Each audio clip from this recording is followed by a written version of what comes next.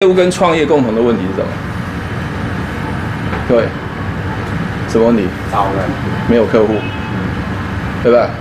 创业也是没客户嘛，你店开那里不赚，没有客户，你偏店开那里都没有用嘛。没有客户这件事情，如果谁有办法解决，大概已经解决90%了。如果鸿海郭台铭没有苹果这个大客户，他就大概挂了。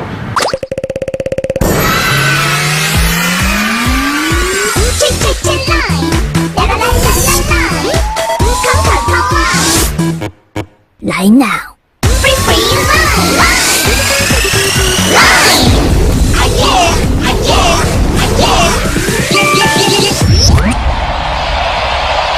欢迎各位全省的伙伴，最远是从嘉义，是我。嘉义，对，这太感动了，因为做 YouTuber 就是会认识全台湾甚至国外的朋友。谢谢各位那么热情的参与哦，纯粹就是真的是交朋友。OK， 等一下会讲很多的观念，这个观念是你可能在外面都没有学到。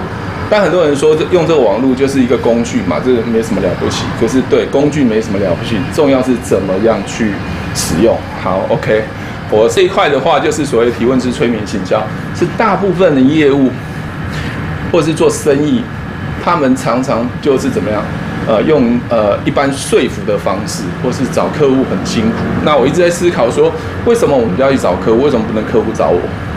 对吗？找客户是一件很痛苦的事情，对不对？那如果可以换过来，客户找我们多好。那为什么客户找我？因为我懂得去了解客户，所以要提问。好，我就做这个3大区块。那如果你不知道或者没有加入我的 YouTube 的话，啊，你可以去 YouTube 上面找提问式催眠行销，全部都是我的影片。那现在在大陆都有我的影片，好，就是这样子。好 ，OK， 好。业务跟创业共同的问题是什么？对，什么问题？找人，没有客户，对不对？